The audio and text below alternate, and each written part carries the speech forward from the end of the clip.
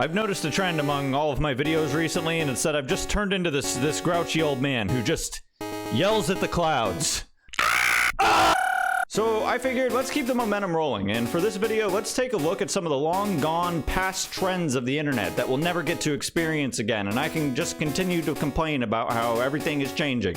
Let's go back to the early 2000s. We're talking Limewire, we're talking Flash games, and what better place to begin than where I realized that I'd rather have a conversation over the internet than an in-person, and that is AIM Instant Messenger.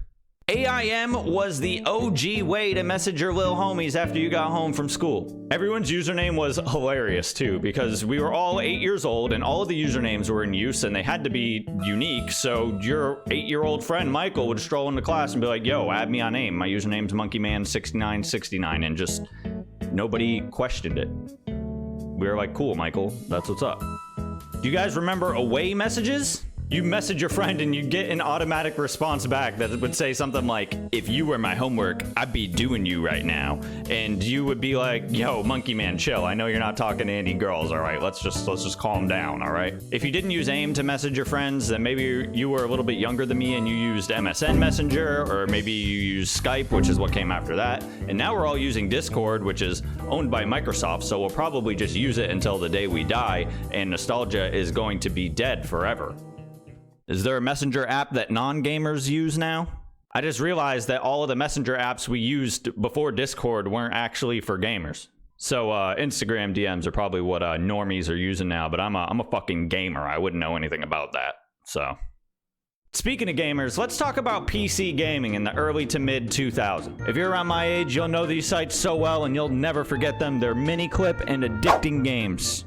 Classics. If you've been walking around Earth and you never played this battle bots car robot fucking thing going on here, what have you even been doing with all your time here, huh?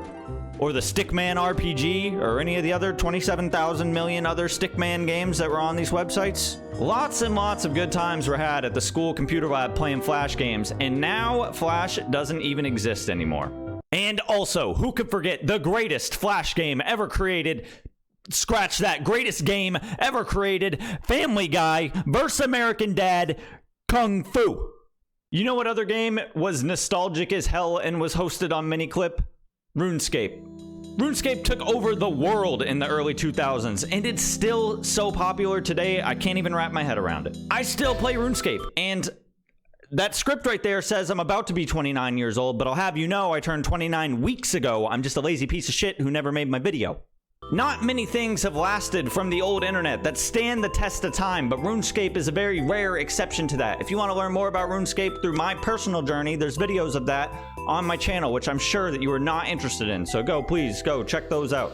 RuneScape took over the internet back then by being a free-to-play, non-Flash game when that didn't exist back then, especially not in the West. I can only think of one other game that released around a similar time, survived the whole way through the nostalgia era, and is still running somewhat popular right now, and that's MapleStory.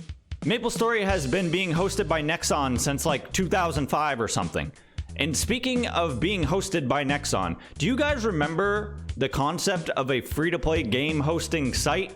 I'm talking about before Steam came and laid their gigantic iron cock down on the industry. There used to be various other sites you would go to play free-to-play games, not just Steam. We had the previously mentioned Nexon and EG and Area Games and Perfect World and all these websites. They used to host these Korean-made free-to-play games with awful pay-to-win mechanics, and 12-year-old me was here for it. But at some point, Steam came along and was like, yeah, we have free-to-play games too, and yeah, iron cocked the entire industry, and now if you want to play a free-to-play game, you just go to Steam. It's definitely more convenient, I won't lie. I'm cool with it, but I definitely still have nostalgic for these old game hosting sites that we used to have to go to. You know what else I'm nostalgic for? When you can actually tell someone to hit Alt F4 and fuck with someone. If you don't know what I'm talking about and you're on a computer right now, scroll down a little bit, click on the like button on the video, and then hold your left Alt key and then hit F4, and then leave a comment down below on how it went for you. Thanks. Anyways, next nostalgic topic. Did you guys ever use forums back in the day? There was a forum for everything, dude. Did you like a specific video game? There's probably a forum for that game. You need to fix your car? Well, guess what? There's a forum for every single model of car that's ever made and how to completely take the damn car apart and rebuild it like you worked for fucking Nissan or something.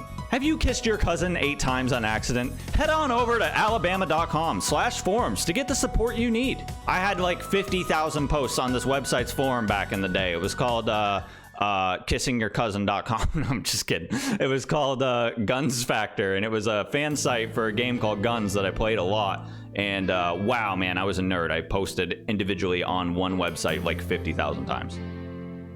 Pathetic.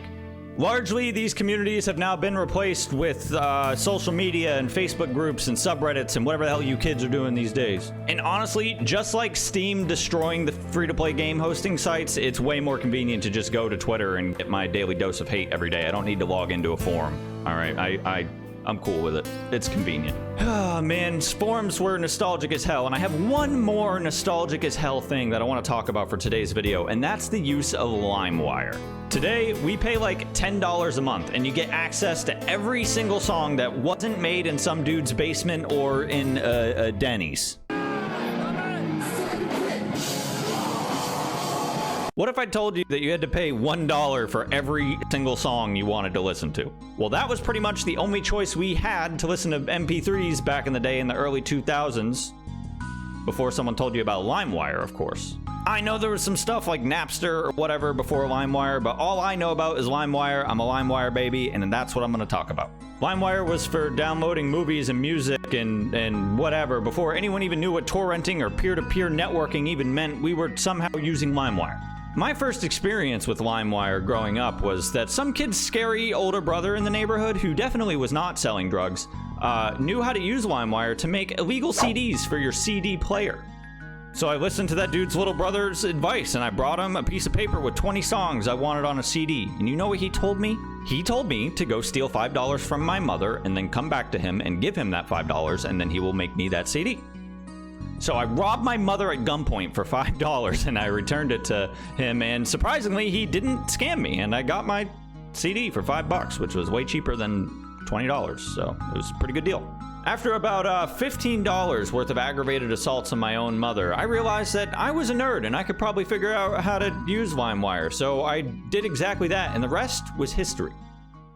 I downloaded IndieClub.exe by 50 Cent, the problem being it was a song that was .exe and not .mp3, and I just nuked the family computer with a bunch of awful things, which, sorry, Mom, for all of that. Anyways, that's all I got for nostalgic stuff from the early 2000s on the internet that I wanted to talk about. What did you like from the early 2000s on the internet that we don't do anymore? What did I miss? Let me know down in the comments. That's all I got. All right, peace out.